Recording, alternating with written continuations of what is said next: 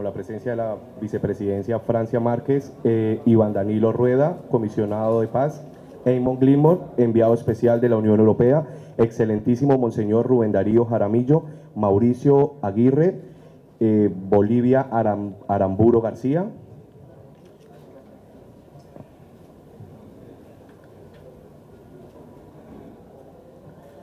Héctor Fabio Henao, Rubén Darío Jaramillo, Mauricio Aguirre y Eamon Gilmore. A continuación desarrollaremos la rueda de prensa, como habíamos quedado, una pregunta por medio.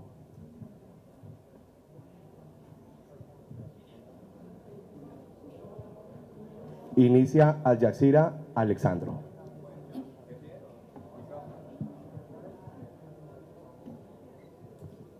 Buenas tardes.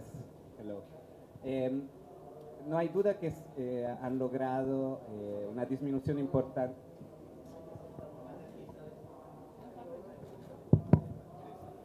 Buenas tardes, otra vez Alessandro Rampietti de la televisión internacional Al Jazeera.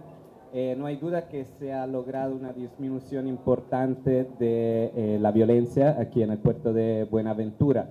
Creo que la pregunta que todos tenemos ahora es cómo hacer que esta tregua se mantenga, cómo hacer que esto se vuelva una condición estable y cómo se imaginan, no sé si esa es una pregunta para la vicepresidenta o para el alto comisionado para la paz, concretamente, cómo se imaginan el sometimiento de estas dos bandas. Gracias. Buenas tardes a todos los medios de comunicación aquí presentes. Saludo de manera muy especial a nuestro alto comisionado para la paz, Iván Danilo Rueda Rodríguez. Saludamos al señor Eamon Gilmore, enviado especial de la Unión Europea para la paz en Colombia y representante especial para los derechos humanos. Saludamos al excelentísimo Monseñor Rubén Darío Jaramillo Montoya, obispo de Buenaventura. Saludo al alcalde de Buenaventura encargado, Mauricio Aguirre, al excelentísimo Monseñor Héctor Fabio Henao, director de la Episcopal Social, y a la lideresa del grupo Madres y Jóvenes del barrio Punta del Este, la señora Bolivia Aramburo García. Por supuesto a los senadores, representantes, embajadores de la Unión Europea aquí presentes y por supuesto a todos los medios de comunicación y a la comunidad en general. Quiero iniciar primero manifestando que es de gran alegría, y lo sé porque lo siento y lo he vivido, que hoy el pueblo de Buenaventura pueda ser el alumbrado en paz. Que hoy el Día de la Virgen, después de tantos años de dolor y sufrimiento, este pueblo va a permitirse salir a las calles y alumbrar sus calles, compartir entre vecinos, entre familiares en paz. Y ese es un paso importante, porque es devolverle la alegría a un pueblo que ha estado sometido al miedo, al dolor, al abandono, ¿sí?, y a las violencias sistemáticas y estructurales. Yo creo que el primer paso es la disposición y la voluntad de un gobierno para hacer la paz, pero también la disposición y la voluntad de los actores que han estado en conflicto. Lo decía hace un rato, muchos de estos jóvenes han sido víctimas del conflicto armado y tristemente esas dinámicas estructurales de una guerra permanente terminó volviendo a muchos victimarios, ¿sí? Hoy reconciliarnos como pueblo, como comunidad, es un paso importante para avanzar. Pero sabemos que la paz ha llegado a estos territorios por el abandono estatal, por las inequidades y desigualdades que se han perpetuado en esta región del Pacífico colombiano y en muchas otras regiones del país. Así que avanzar en la paz implica inversión social para garantizar los derechos básicos de un pueblo que no tiene acceso al agua potable, a pesar que está rodeada por agua por todo lado. y un pueblo que no tiene acceso a salud, no tiene acceso a educación, no tiene acceso a empleo. Y aquí está el superintendente de subsidios, con quien estamos también trabajando de la mano un programa para generar pleno empleo en la región del Pacífico colombiano.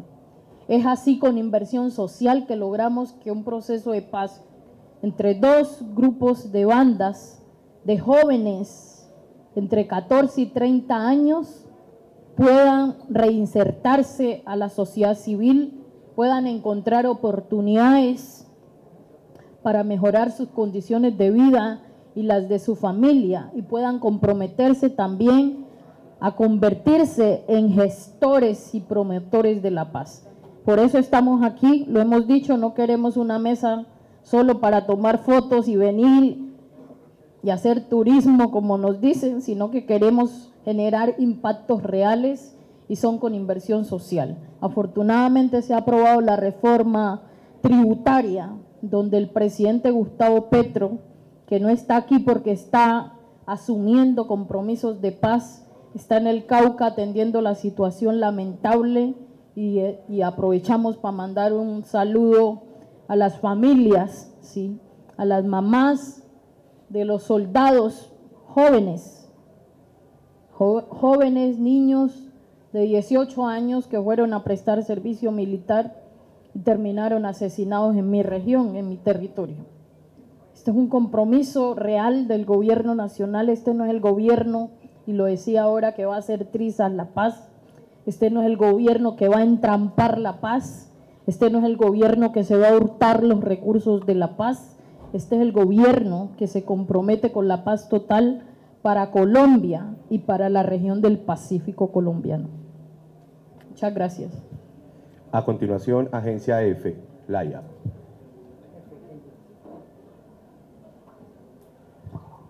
Hola, buenas tardes, ¿cómo están?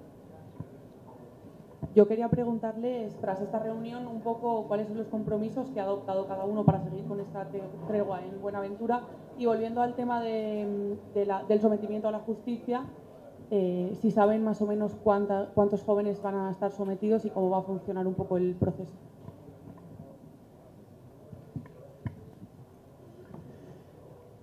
La sostenibilidad de la llamada tregua es responsabilidad y es la construcción de muchas partes. Aquí al lado de Bolivia, Aramburo, rendimos un homenaje a la vida de los jóvenes masacrados hace 18 años en Punta del Este, porque han sido las mujeres, las hijas, los hijos y las madres de los 1.700 muchachos de ambas estructuras armadas quienes han cimentado la base de esta tregua. Acá no somos las instituciones, ha sido la gente de carne y hueso que ha llevado a que los mandos de los chotas y los espartanos hayan asumido el compromiso, que hasta hoy es una realidad. Por eso el homenaje a la vida es a ellas, a mujeres como Bolivia. Lo segundo, el gobierno tiene un compromiso desde antes de las elecciones con Buenaventura, con el Pacífico y con los excluidos del país. Y como lo ha dicho la vicepresidenta, sin las bases de un proceso que lleve a la inclusión social, esto será insostenible. La tregua solo será sostenible si hay unas condiciones básicas satisfechas, no solamente para los muchachos en armas, sino para el entorno, los barrios donde ellos habitan. Sin esas condiciones básicas, lo que hoy están haciendo estos muchachos y muchachas de chotas y espartanos será insostenible. La paz, se está demostrando, es fruto de la justicia. Mientras ustedes preguntan por el sometimiento, lo que nosotros necesitamos es restaurar el Estado de Derecho, en Colombia, en muchos territorios y aquí en esta ciudad. Y un Estado es de derecho no solamente porque monopolice la fuerza o porque, como ustedes afirman, un grupo armado se someta. Es que aquí ha surgido toda esta violencia una y otra vez por esa injusticia histórica y estructural de la que ha hablado la vicepresidente. Es por eso, y respetuosamente la pregunta antes del sometimiento judicial, es que haya justicia social y ambiental, que haya justicia transversal. Si queremos que esta tregua, insisto, valerosa, se mantenga. Y entonces aquí hay una responsabilidad en la formulación también de las preguntas, respetando la libertad de expresión. Aquí hay que mirar este entorno de Buenaventura. No es posible que por aquí ingrese tanta mercancía que consumimos en Colombia con unos grados de inequidad e injusticia en este bello territorio urbano. Y aquí se demuestra que Colombia tiene el deshonroso lugar de ser el segundo en desigualdad en América. No es posible seguir pensando la paz sin la inclusión del sector empresarial, que debe generar, en medio de su acumulación de la riqueza, riqueza distribuida para todas y todos los habitantes de este municipio, generadores de empleo digno. Sin eso, esta tregua será insostenible. Y al insistir en el reconocimiento de las mujeres, de las esposas, de las hijas y los hijos, de esos muchachos y muchachas que están en armas, al hacer ese reconocimiento, estamos diciendo también la paz, y la paz total es la paz de la sociedad, la que hace la sociedad. Y este ejercicio que hoy está acompañado por más de 800 delegados de diversas partes del país, de La Guajira, del Magdalena, de Córdoba, de Antioquia, del norte del Chocó, del Bajo Atrato, del Medio Atrato, del San Juan, del Cauca, del Putumayo, del Meta, es porque esa sociedad fue oída por el presidente y la vicepresidenta. Sus voces son las que han construido esas dos palabras, paz total o paz integral. Y acá entonces un último mensaje. Es la invitación a que la Corte, las Cortes y el Poder Legislativo, saludando a quienes aquí están, la comunidad internacional comprenda por qué es necesario hablar de manera simultánea con la mayor diversidad de grupos armados existentes en Colombia si queremos lograr una democracia distinta para nuestro país. ¿Por qué el centro de las decisiones de este gobierno está enfocado en los niños y los jóvenes? ¿Por qué es necesario pensar en justicias transicionales, en humanización de los centros carcelarios, en la posibilidad de nombramientos de gestorías de paz, de facilitadores de paz? Porque solamente así podemos tejer la paz. Aquí no hay que escandalizarse por decisiones políticas que tienen en el centro la ética de la vida y la posibilidad de la paz. ¿Queremos ver en Buenaventura más muertos? Entonces comprendamos por qué debe haber gestorías de paz. ¿Queremos ver que Buenaventura reduzca al máximo su violencia? Entonces comprendamos por qué los centros carcelarios y las decisiones del presidente, la vicepresidenta a través del Ministerio de Justicia están enfocados a unos principios de humanización de las cárceles. Es necesario entender que ellos y ellas, armados o no armados, son parte de nuestro país y es con ellos que se construye la posibilidad de la paz. y aquellos que están detrás de estas violencias, que se han beneficiado de tantos crímenes. También está la apertura de este gobierno para escucharles y permitir que transiten al Estado de Derecho. Esta paz es incluyente, sin exclusión alguna, porque solamente entre todas y todos podemos construir el país que ha elegido a una hermosa mujer como Francia, a una mujer que representa a Bolivia, o a un hombre que está pensando en los niños y en los jóvenes como centro de la vida digna y de la vida transformada para nuestro país. Muchas gracias. A continuación, Angie, Caracol Televisión. Hola, buenas tardes.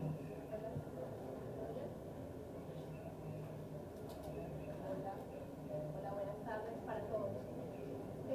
Sabemos que este proceso, sabemos que este proceso tiene dos momentos, una mesa social y una mesa de negociación, pues sentarse con estos grupos. Quiero saber cuándo se instalará físicamente esa mesa, si habrá excarcelaciones y en ese sentido de personas que hacen parte de chotas y espartanos, y si, como sucede con el ELN, tendrá la figura de gestores de paz. Y quiero saber si es esa ley de sometimiento que se radica el próximo año el instrumento jurídico con el que se va a dialogar con el pueblo. Muy concreto, insisto, varias cosas. Estamos en un escenario de creación de confianza. Todo el escenario de conversación se ha realizado no de espalda a la sociedad, con conocimiento de personas y actores claves de Buenaventura. 2, con agentes o presencia internacional. 3, de la Iglesia Católica. Ese ha sido el acercamiento. Y ha habido una corresponsabilidad de compromisos de ellos, sus mandos, y de nosotros como gobierno. Eso se ha ido respetando. 2, las fechas no las vamos a dar. ¿Por qué? Porque no la hemos concertado. 3, si habrá excarcelaciones o no, no es un tema de este momento. ¿Por qué? Porque no hemos iniciado formalmente la mesa.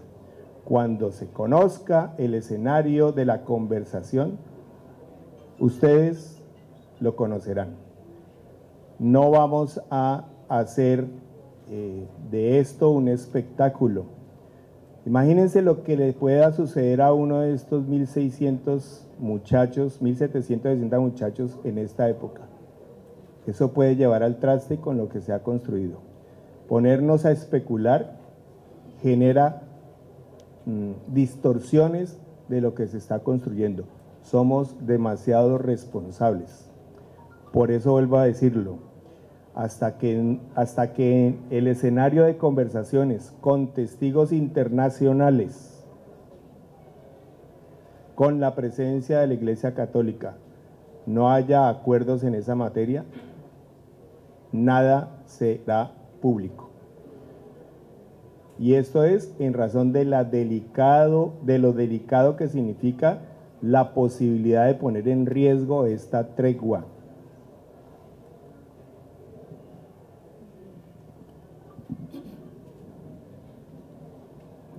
Muchas gracias. A continuación, RCN Televisión.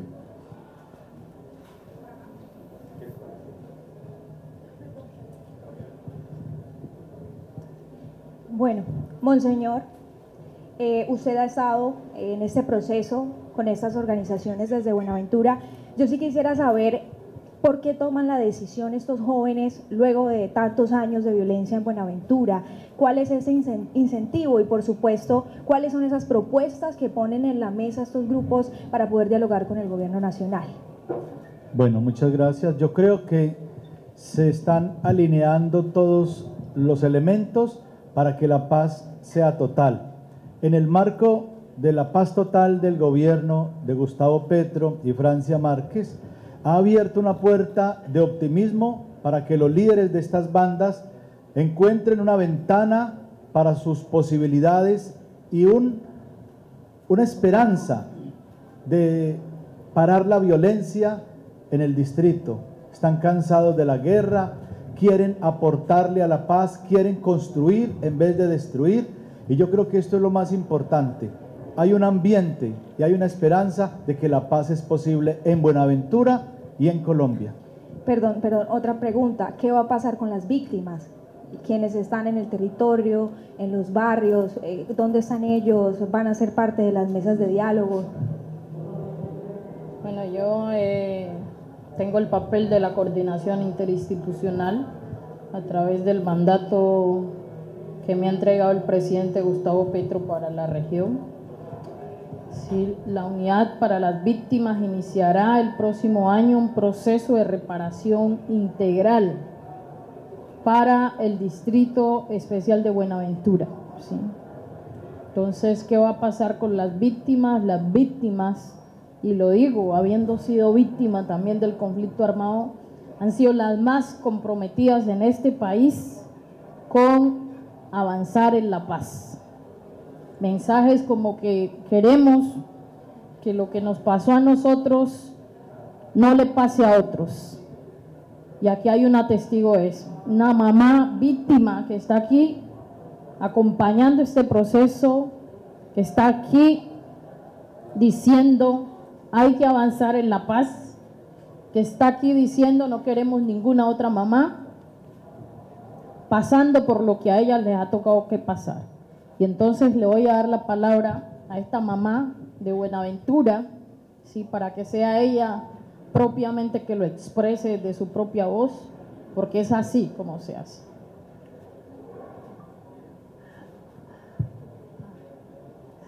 Buenas tardes para todas.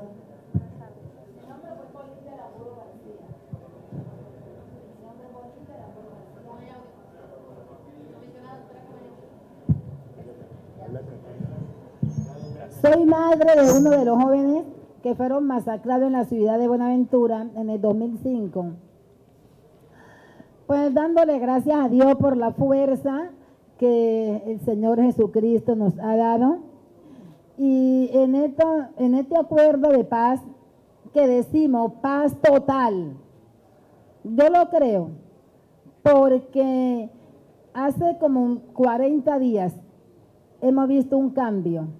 He visto un cambio en el barrio donde vivo, en Buenaventura, que pues anteriormente uno tenía zozobra, ¿sí? Pero ahora uno vive con esa confianza, porque no se escucha nada de violencia, no se mira nada de violencia.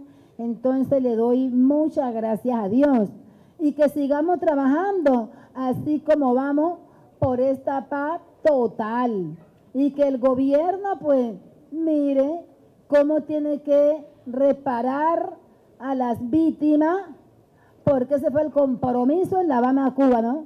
Que las víctimas perdonábamos, pero que hubiera reparación. Por ejemplo, el gobierno está comprometido con las víctimas. En el caso mío, yo no tengo casa, mi casa se cayó. Y van a cumplir 18 años la masacre de Punta del Este, y yo no veo una justicia pidiendo a reunión en todo lugar. Para mí, todavía yo no he llegado en el punto que debo de llegar. Entonces, aquí delante de la mesa principal, digo esto: no tenemos nosotros una vivienda digna, con la fecha que como pregonaba Angelino Garzón en el 2005, que era el gobernador. La violencia los ha arrebatado sus hijos, pero donde hoy quedan ustedes endernizadas. Claro, en la sentencia salió, ¿sí?, que cada familia debían de darle mensual 2 salarios mínimos, y fueron palabras que se las llevó el viento. Muchas gracias. Gracias. A continuación, Mateo de Blue Radio, se prepara Camila del País. Buenas tardes para todos. Una pregunta para la vicepresidenta, aprovechando que está acá, quería saber ¿cuál es la posición del gobierno colombiano frente a lo que acaba de hacer el presidente de Perú, Pedro Castillo, de disolver el Congreso y declarar el estado de excepción? Y al representante Carlos Ruiz Massieu, si nos puede aclarar el papel de la ONU en este proceso de diálogo o en este proceso pues que empieza con el... Bueno, ahora no te voy a responder preguntas sobre Perú. Primero es que cada nación es autónoma de tomar sus propias decisiones y nosotros como Colombia, y así lo hemos establecido, respetamos la autonomía de los pueblos, ¿sí? Y entonces, en este tema de Buenaventura no me voy a poner a hablar de Perú. Por muchos años nosotros estuvimos mirando a otros lugares y nos olvidamos de mirar a nuestra casa. Pero es importante hoy, claro, es importante, pero no tengo ninguna. Es importante preguntar también porque la posición del gobierno, vicepresidente. Mi posición que te estoy diciendo es que respeto la autonomía de cada pueblo y ahora mi interés está en concentrarme en cumplir mi misión por la cual Colombia me eligió, y es preocuparme por el desarrollo y el bienestar de mi pueblo, de mi gente, de Colombia. Mi tarea va a ser trabajar por la igualdad de este país y que eso, lo que hagamos juntos, comunidad, gobierno, Estado, lo que hagamos juntos contribuya a devolverle la paz total a este país.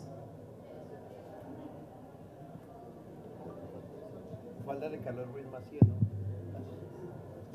Muchas gracias por la pregunta. Bueno, a nombre del secretario general, nosotros realizamos actividades de buenos oficios y acompañamiento. Nosotros celebramos todas las iniciativas que derivan en una reducción de violencia y en salvar vidas.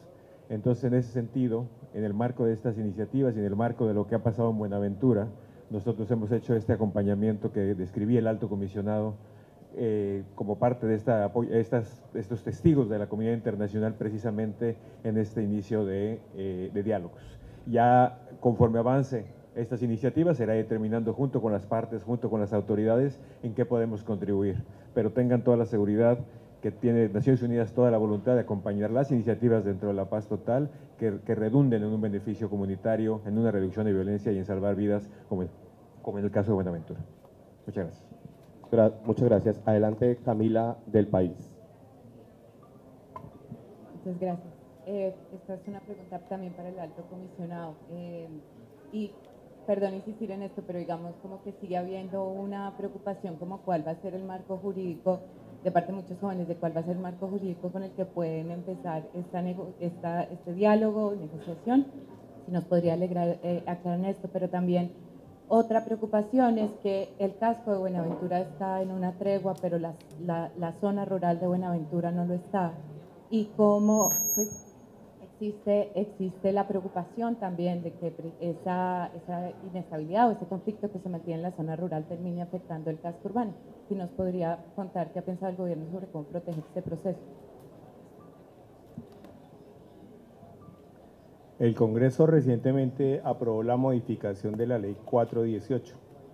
Ahí está el marco de la conversación que podemos sostener con los chotas y los espartanos. Sobre los derechos de las víctimas a la verdad, la justicia, están ahí en el centro. Sobre la participación de mujeres, niños, niñas, jóvenes, también están transversalmente pensados en todos los escenarios de construcción de paz. Así que sobre eso, insisto, no hay que alarmarse. Va a haber el respeto de la Constitución Nacional, va a haber el respeto de los tratados internacionales. Aquí no hay ningún tipo de negociación. Aquí es un diálogo en el sentido de construir los mecanismos más adecuados e idóneos conforme a la Constitución y la ley para que ellas y ellos transiten al Estado de Derecho. Y eso significa transformaciones sociales muy específicas en los barrios donde ellos habitan. Ellos no son extraterrestres, son habitantes de estos territorios, no son ajenos del territorio. y cualquier decisión se tomará conforme a los marcos institucionales existentes. En relación con las violencias rurales, todo esto hay que comprenderlo en 4 meses donde hemos logrado escenarios de distensión con diversos grupos armados. Pero eso es de un primer momento para medir voluntades. Las operaciones de la fuerza pública y de los organismos de inteligencia no han cesado. Y todo este escenario se da en medio de esas conflictividades armadas persistentes. Nosotros, por supuesto, hemos rechazado, hemos expresado nuestra solidaridad con las familias de los militares que han caído, porque como ustedes saben, el centro de este gobierno es la vida, el respeto a la vida y la construcción de garantías de vida digna. Y estamos optimistas a pesar de los dolorosos hechos que han ocurrido, el poder avanzar en desescalamientos en las zonas rurales. Todo esto es un proceso y estamos empeñados en eso y estamos seguros que lo vamos a lograr. ¿Por qué? Porque quienes padecen las violencias, porque quienes viven en esos territorios urbanos o rurales, lo han exigido, lo han pedido, y son ellos los que vienen silenciosamente y valientemente exigiendo a cada grupo armado el respeto a la vida y el parar las acciones de confrontación. A continuación, la isla, Aldemar.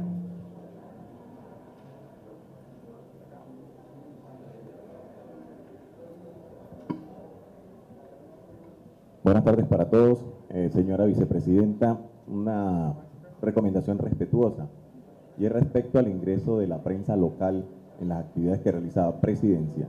Hemos tenido inconvenientes y esta es la segunda oportunidad que se presenta. Hay compañeros que no pudieron ingresar y nos piden lista y no hemos podido solucionar esa, para que lo tengan en cuenta, por favor. Nosotros tenemos aquí en Buenaventura PDB, un plan integral de desarrollo para Buenaventura, el cual el doctor Harrison, que se encuentra por aquí, hizo una parte importante.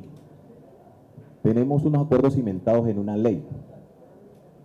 El señor alto comisionado Iván Danilo Rueda expresaba restaurar el Estado de Derecho, garantizar la justicia social, esa generación de empleo digno. ¿Cómo se va a sostener un proceso que sabemos que no se va a realizar de la noche a la mañana, con unos jóvenes que vienen al margen de la ley, viviendo del microtráfico, el narcotráfico, la extorsión, para que esto efectivamente ellos no vuelvan a delinquir y el proceso en un momento determinado, la famosa tregua que tenemos hoy, reconociéndole a Monseñor todo lo que ha hecho, no se vaya a romper?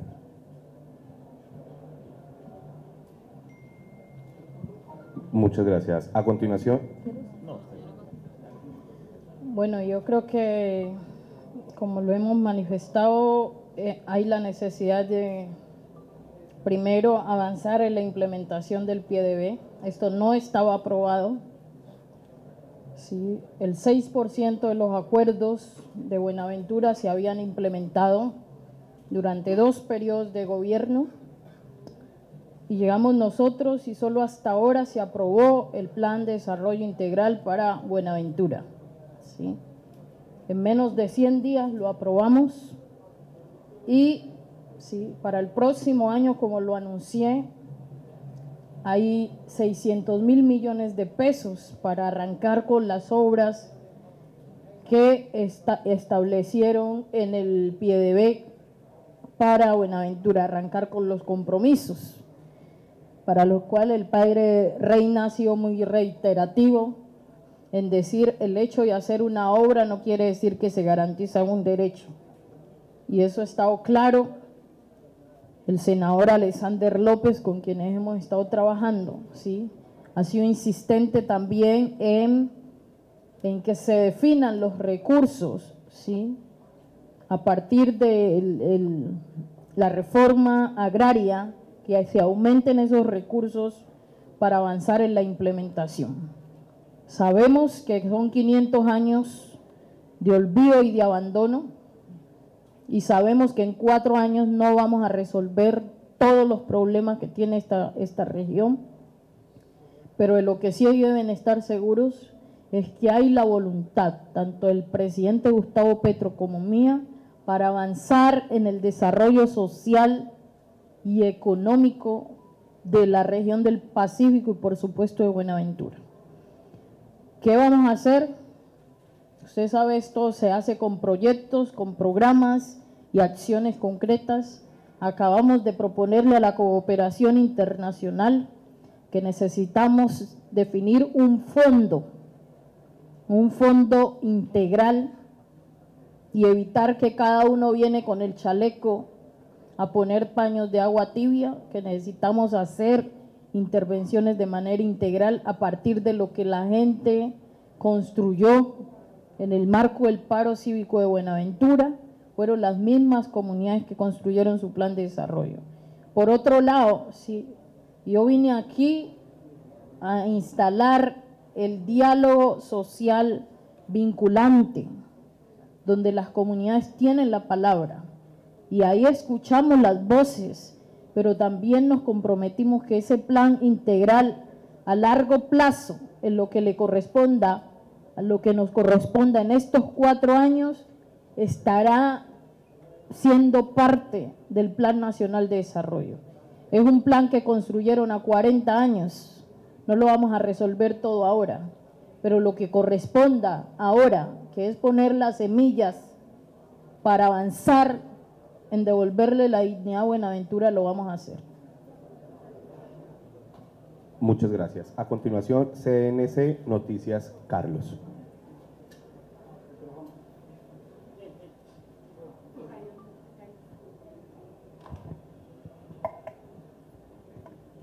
Doctora Francia Márquez, saludo cordial para usted, bienvenida a Buenaventura, a toda la comisión, a los compañeros periodistas.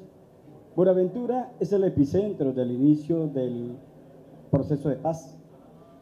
La pregunta, ¿cada cuánto se tendrá presente para los diálogos al distrito de Buenaventura y sus habitantes de los corregimientos que han sido afectados por el conflicto armado?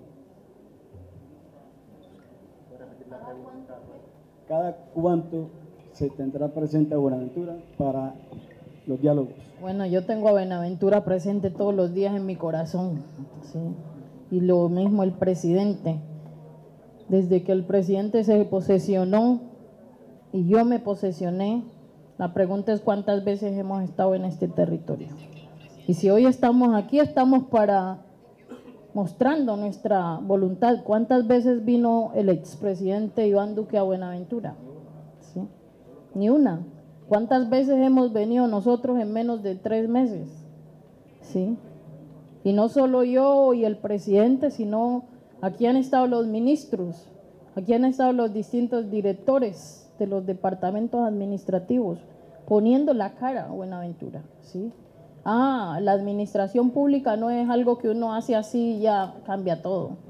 Esto es un proceso.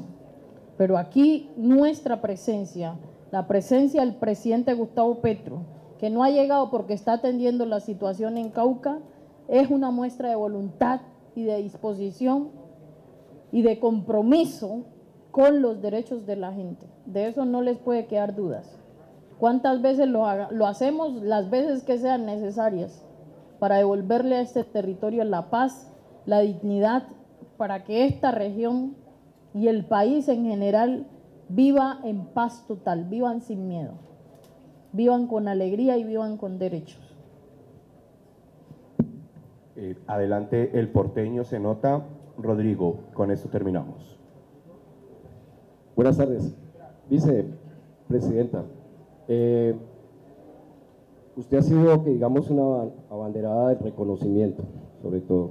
Y hace poco en Ginebra, Suiza, usted hizo una propuesta ante la ONU de cambiar deuda externa por reconocimiento. Quisiera que nos ampliara un poquito cómo sería ese tema de hacer ese cambio. Bueno, primero es que celebramos, y se lo digo aquí al delegado de Naciones Unidas que está aquí presente, celebramos que después de 21 años que se firmó la declaración de la lucha contra el racismo y la discriminación racial en el mundo, reconociendo que de manera desproporcional los pueblos afrodescendientes siguen viviendo situaciones conexas al colonialismo y a la esclavitud. Por primera vez, sí, después de tantos años de lucha de hombres y mujeres, líderes afrodescendientes y africanos, sí, se instala el Foro Permanente para Pueblos Afrodescendientes. Y es importante porque se acaba de declarar una década de los afrodescendientes, donde se buscaba justicia, sí, desarrollo y reconocimiento. En el marco de esa década se ha podido decir que hay avances, pero los avances no han sido tan significativos, en tanto hoy estamos discutiendo aquí en Buenaventura los derechos de la gente afrodescendiente que ha vivido la exclusión y la marginalidad. En ese sentido, fui invitada como vicepresidenta a hacer la instalación del foro permanente que será presidido por la señora Etsi Campbell, vicepresidenta, ex vicepresidenta de Costa Rica, ¿sí? La primer mujer afrodescendiente que llegó a ser vicepresidenta en esta región de las Américas, la segunda Kamala Harris, la tercera yo. Y entonces hay un compromiso y una disposición de avanzar en un término que la gente ha tenido miedo, pero que hay que colocarlo sobre la mesa, y es reparaciones históricas. ¿Para qué? Cuando yo escucho en este país, en mi país, que a una profesora de un colegio la violentan, pero violentan a sus hijos, no solo físicamente, sino psicológicamente y sexualmente, nos dice que hay un desafío enorme todavía como sociedad por erradicar el racismo estructural, que nos sigue expropiando la condición humana, que sigue colocando a la gente afrodescendiente e indígena en condiciones de inferioridad. Y entonces lo que planteamos es que esto no va a cambiar si los países, las naciones que tuvieron compromiso con la esclavitud, con el colonialismo y con el racismo, entendiendo el racismo estructural que impuso la supremacía blanca sobre el resto de seres humanos, no vamos a transformar eso. Y eso implica entonces el compromiso de estas naciones de Europa, ¿sí?, de Estados Unidos y de los países que promovieron la esclavitud y han perpetuado el racismo y el colonialismo, a comprometerse con nosotros, los países que han sufrido estas consecuencias, que tienen poblaciones afrodescendientes, o el continente africano que también ha sufrido el colonialismo y la esclavitud, a comprometernos juntos a trabajar para cerrar esas brechas. Eso implica, ¿sí?, avances de reparación histórica. ¿En qué áreas? En educación. No es posible una educación que nos siga diciendo a nosotros o a los pueblos indígenas que Cristóbal Colón fue el salvador del mundo, cuando colonizó y ayudó a esclavizar seres humanos.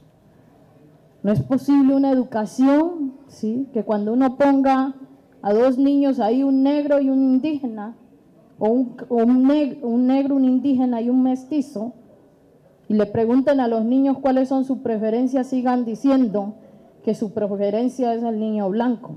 Deberían preferir a todos, porque lo que importa es la humanidad, ¿sí? No es posible una educación que siga creyendo, ¿sí?, que el lugar que tienen que ocupar las mujeres negras es el lugar de la servidumbre.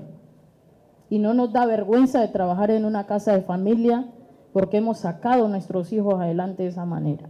Pero ese no es el único lugar que podemos ocupar. Mi presencia aquí es una demostración de eso.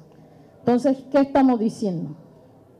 también con datos estadísticos podemos ver que los territorios habitados por la población afrodescendiente son los más marginados, son los más excluidos. Sí, Colombia es el país más desigual, pero esa desigualdad tiene color. ¿Quiénes son los que viven en los peores niveles de necesidades básicas? Los negros y los indígenas, la gente empobrecida. Y entonces, la excusa es, no podemos invertir porque estamos pagando la deuda externa. Parte de lo que estamos planteando es que así como en la COP26, hoy se colocó la necesidad de crear un fondo para reparación de pérdidas y daños por los efectos del cambio climático, donde los países desarrollados van a aportar para ese fondo, porque los países que nos llaman no desarrollados o subdesarrollados, pues estamos sufriendo las consecuencias del cambio climático.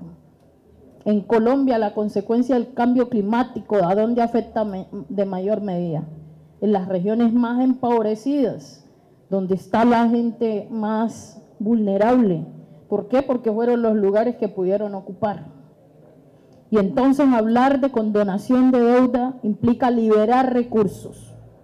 No es como dijo la ultraderecha tergiversando mi mensaje, que yo estoy diciendo que no vamos a pagar la deuda externa. Yo no he dicho eso. Yo he dicho es necesario trabajar e impulsar desde las Naciones Unidas acciones de reparación histórica donde los países que han colonizado, que esclavizaron, se comprometan a reparar a las comunidades, y el mayor compromiso, la forma más fácil que puede hacerse, no es que nos traigan dinero, es que dejen de llevar el dinero que ha implicado que nos tenemos que endeudar. Haití sigue pagando a Francia la deuda externa. ¿Y cómo vive el pueblo haitiano cuando fue el pueblo que ayudó a liberar a América? Este es un debate de calado y de fondo y estoy dispuesta a darlo con quien sea, ¿sí? Pero es necesario colocar estos debates a nivel global.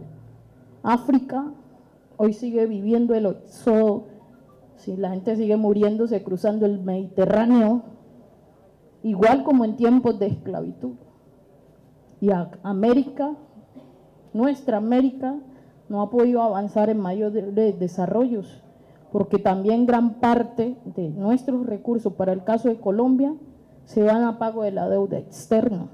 Liberar esos recursos implica mayor disposición de recursos para invertir en estos territorios excluidos, marginados y racializados. Perdón que me extienda, pero como sé que es un tema que la ultraderecha ya colocó sobre la mesa y sobre la discusión pública, ¿sí? Para tergiversar, para mandar un mensaje equivocado de lo que he planteado, pues me alegra que haga la pregunta porque me permite, digamos, profundizar más en la argumentación de por qué es necesario avanzar ya en reparación histórica, y un camino a esa reparación histórica, que lo planteo claro, es poder trabajar de manera conjunta con estas naciones acciones de condonación de deuda, o por lo menos avanzar en condonación de intereses para nuestras naciones. Muchas gracias a todos los colegas que nos acompañaron.